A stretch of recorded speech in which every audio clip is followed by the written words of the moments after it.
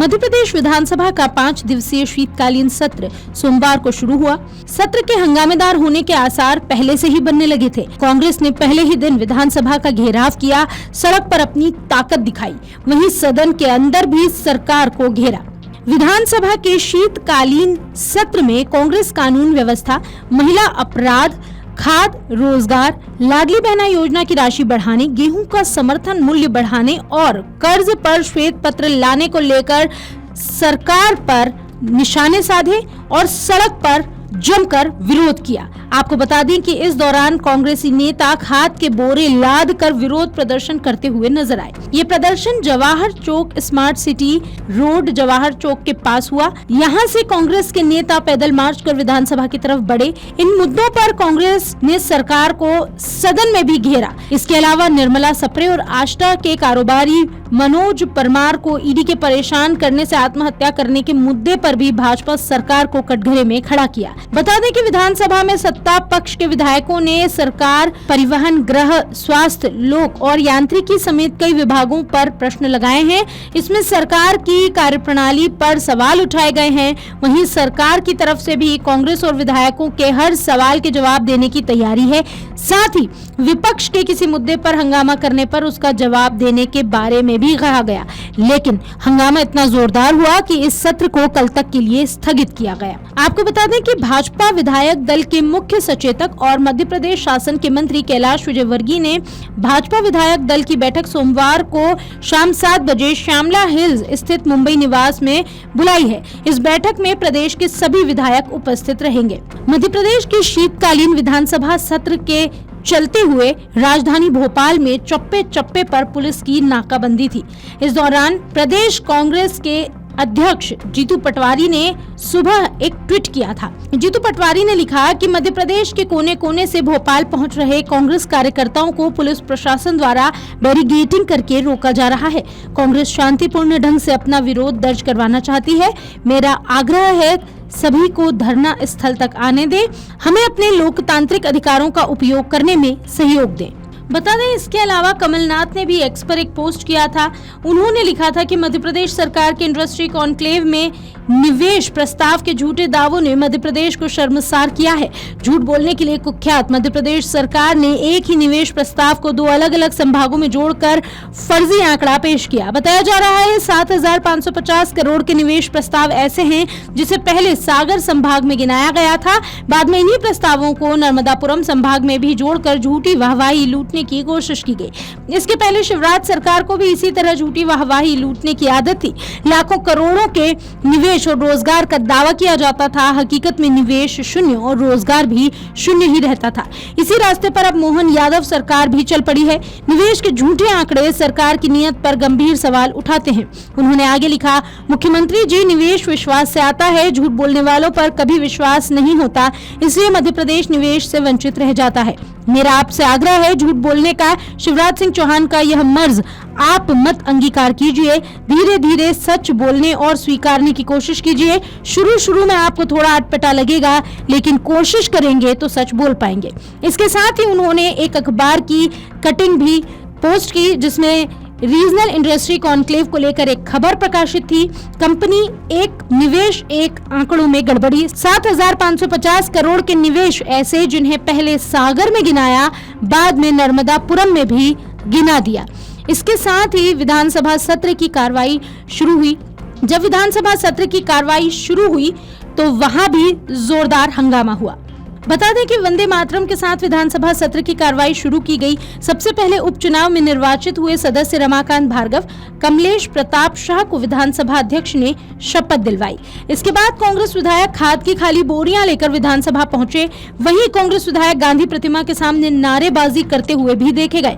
इधर भाजपा विधायक रामेश्वर शर्मा ने एक बयान दिया। उन्होंने मदरसों को लेकर ये बयान दिया था। उन्होंने कहा था कि राष्ट्रगान गाना चाहिए, राष्ट्रगान गाना ही पड़ेगा। वहीं मदरसों में राष्ट्रगान अनिवार्य करने पर रामेश्वर शर्मा ने कहा कि मैं देश के बड़े मौलवियों से पूछना चाहता हूं कि क्या राष्ट्रगान गाना गलत है। जैसे मादरे वतन बोलते हैं, धरती ही मेरी माता है बोलते हैं। मदरसों के लिए जमीन चाहिए, वजीफा चाहिए, इसलिए राष्ट्रगान गाना ही होगा। मुख्यमंत्री डॉक्टर मोहन यादव ने विधानसभा सदन में भाजपा नेता प्रभात झा, भूतपूर्व सदस्य आरिफ अकील, पूर्व मंत्री नटवर सिंह, SM कृष्णा सहित अन्य दिवंगत भूतपूर्व सदस्यों के योगदान का स्मरण किया और श्रद्धांजलि अर्पित की।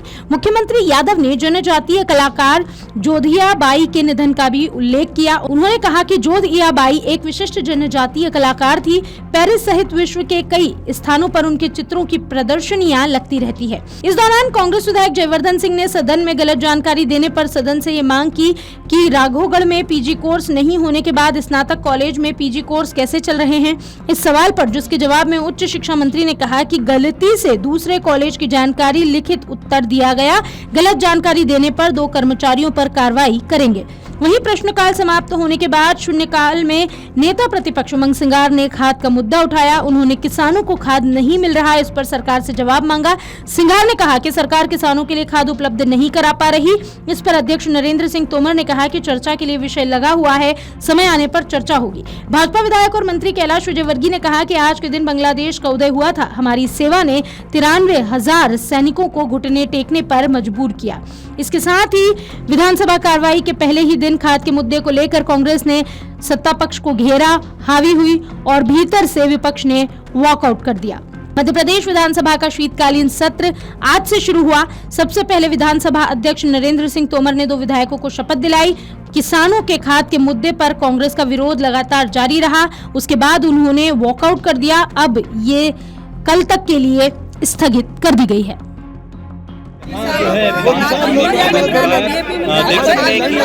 किसान परेशान है, किसान को पानी नहीं मिल रहा है, लाइट नहीं मिल रही है, उनकी फसल का उचित दाम नहीं मिल रहा है, इसलिए किसान परेशान है।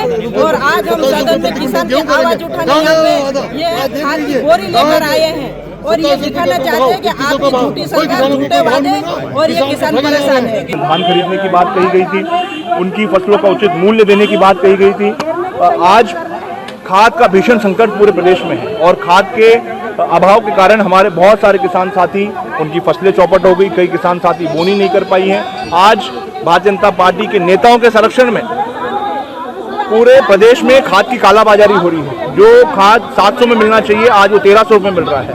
और इसके अलावा अमानक स्तर का नकली खाद जो है मेरे किसान साथियों को दिया जा रहा है, नकली बीज दिया जा रहा है, नकली दवाइयाँ जो है किसान साथियों को दिया जा रहा है। तो एक ये पूरा माफिया जो है प्रदेश में भारतीय जनता पार्टी की सरकार में और भारतीय जनता पार्टी के नेताओं के संरक्षण में ये पूरा व्यापार फल फूल रहा है और सरकार कहीं ना कहीं मेरे किसानों को और अन्नदाताओं की अनदेखी करने का काम कर रही है। आप भी कृषि मंत्री रहे हैं, वर्तमान में जो कृषि मंत्री वो कह रहे हैं खाद की कोई कमी नहीं है। देखिए, ये गंभीरता जो है दर्शाती है, ये दर्शाता है कि आप अपने मध्य प्रदेश के किसानों की तरफ आपकी क्या रवैया है, क्या कितनी चिंता आपके मध्य प्रदेश के किसानों के साथ में है, ये इस बात को दर्शाता है। आज यूथ कांग्रेस की तादाद आपको इस घेराव के अंदर सबसे अधिक देखने को मिलेगी संगठन के रूप में। और हमारा प्रयास है कि जिस बातों के लिए आज कांग्रेस पार्टी लड़ने जा रही है, किसानों के हक की आवाज उठाने जा रही है, नौजवानों के हक की आवाज उठाने जा रही है, और हमारी सोच सिर्फ इतनी है कि जो कर्ज से भरा हुआ प्रदेश आज हर व्यक्ति को कर्जदार बना दिया है इस भाजपा सरकार ने, आने वाले समय में भाजपा सरकार का उद्देश्य क्या है? बेरोजगारी चरम पर है, आपकी भर्ती हो नहीं रही है, भर्ती कैलेंडर बनाए नहीं, 1.5 करोड़ महिलाओं को आवास दिया नहीं, किसानों को MSP दी नहीं। इनकी कथनी और करनी में फर्क है।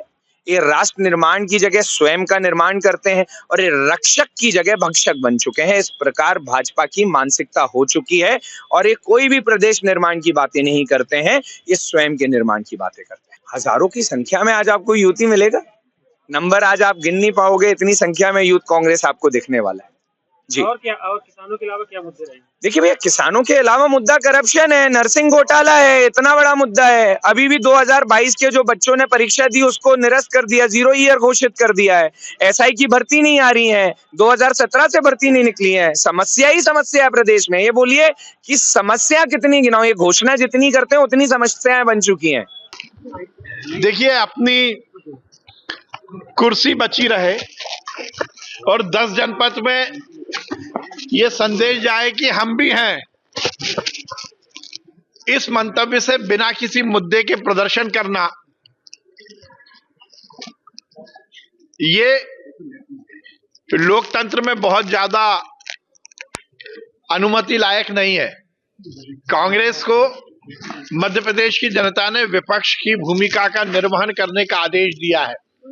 उसको शिरोधार्य करते हुए विधानसभा का उपयोग सकारात्मक विषयों पर करेंगे तो ज्यादा लाभ उन्हें भी होगा, जनता को भी और प्रदेश को भी होगा। गुट और गिरोह में बटी हुई कांग्रेस अपनी अपनी कुर्सी बचाने की प्रतिस्पर्धा के कारण ये प्रदर्शन कर रही है। घेराव किस बात का? क्या इस बात का घेराव कि मध्य प्रदेश में एक साल में करोड़ों रुपए का इन्वेस्टमेंट आने के मार्ग प्रशस्त हुए हैं? कांग्रेस क्या इस बात का घेराव कर रही है कि लाखों बहनों, करोड़ों बहनों को लाडली बहना योजना का लाभ मिलता है? कांग्रेस क्या इस बात का घेराव कर रही है कि मध्य प्रदेश में विकास के नए आयाम स्थापित हुए हैं? क्या कांग्रेस इस बात का घेराव कर रही है कि हर योजना को हर हितग्राही तक पहुंचाने की मध्य प्रदेश सरकार ने बहुत अच्छी योजना बनाई है? क्या कांग्रेस इस बात का घेराव कर रही है कि राजस्व के मामले में पूरी तरह हर विषय के निराकरण का सरकार ने बहुत सार्थक प्रयास किया है? क्या कांग्रेस इस बात का घेराव कर रही है कि मध्य प्रदेश में आर्थिक रूप से हमने अनुशासन स्थापित करते हुए अर्थव्यवस्था को सुदृढ़ किया है? ये घेराव किस बात का कर रहे हैं? ये इस बात का घेराव है कि जीतू पटवारी नीचे देखे तो उमंग सिंगार जी ऊपर देखें, उमंग सिंगार जी नीचे देखें तो जीतू पटवारी जी ऊपर देखें। ये आपसी प्रतिस्पर्धा है। और मुख्य मुद्दा यह है कि कमलनाथ जी कहाँ हैं, दिग्विजय सिंह जी कहाँ हैं? उन लोगों ने क्या केवल रस्म अदायगी करने के लिए प्रदर्शन में आने वाले हैं? ये गुट और गिरोह में बटी हुई कांग्रेस का हाल है। ट्रैक्टर से आ रहे हैं विधानसभा आज और किसान की समस्याओं को लेकर। अब देखिए, मुझे फिर आश्चर्य होता है किसान की के यदि हितों की बात का वो विचार करते तो उनका जो चुनाव का वादा था कि 2 लाख रुपए तक का किसान का कर्जा माफ करेंगे, एक भी किसान का कर्जा माफ किया था क्या कांग्रेस ने? यदि उनको कांग्रेस के हितों, किसानों के हितों का इतना ही ख्याल था तो कमलनाथ की 15 महीने की सरकार में किसान के हित में एक भी निर्णय लिया था क्या? ये घड़ियाली आंसू बहा देने से काम नहीं चलता। कांग्रेस हंगामा नहीं कर रही, कांग्रेस तमाशा कर रही है। ना सदन में चर्चा का विषय है, ना सड़क पर लड़ने के लिए लोग हैं। ये कांग्रेस का आंतरिक कलह का प्रदर्शन है। जीतू पटवारी ने जब सड़क पर प्रदर्शन घोषित किया तो उमंग सिंगार की टीम ने यहां प्रदर्शन करना शुरू कर दिया कि कहीं इसका क्रेडिट जीतू पटवारी ना ले जाए, इसलिए उमंग सिंगार यहां आ गए। और इसलिए कांग्रेस के आंतरिक प्रदर्शन है और किसान को खाद खेत के लिए दिया जा रहा है और कांग्रेस खाद की कालाबाजारी भी कर रहे हैं, क्योंकि खाद की बोरी ये यहां तक लेके आ गए। इनको ये खाद की बोरी मिली कहां से? इसका मतलब कांग्रेस ही कालाबाजारी खाद की कर रही है। कांग्रेसियों ध्यान रखना, किसान के खेत के लिए जितना खाद मिलेगा, नरेंद्र मोदी जी से लेकर मोहन यादव जी की सरकार किसान के खेत तक खाद पहुंचाने के काम करेगी। हाँ, लेकिन कांग्रेस को खाद पानी नहीं मिलेगा, वो जरूर सूख जाएंगे। ये प्रदर्शन कमलनाथ जी के खिलाफ है, ये प्रदर्शन दिग्विजय सिंह जी के खिलाफ है, ये प्रदर्शन अरुण यादव जी के खिलाफ है, ये प्रदर्शन राहुल भैया अजय सिंह के खिलाफ है। क्योंकि जीतू पटवारी बुलाते नहीं है और ये नेता जाते नहीं है। और राहुल ने कहा कि तुम प्रदर्शन करो, तो अब जीतू पटवारी नई फाइल बना रहे हैं। भैया मैं तो सड़क पे गया तो ये आए नहीं। अगर आप ये वीडियो YouTube पर देख रहे हैं तो हमारे चैनल को सब्सक्राइब करें और बेल आइकन को दबाना ना भूलें। अगर आप Facebook पर ये वीडियो देख रहे हैं तो हमारे पेज को लाइक करें।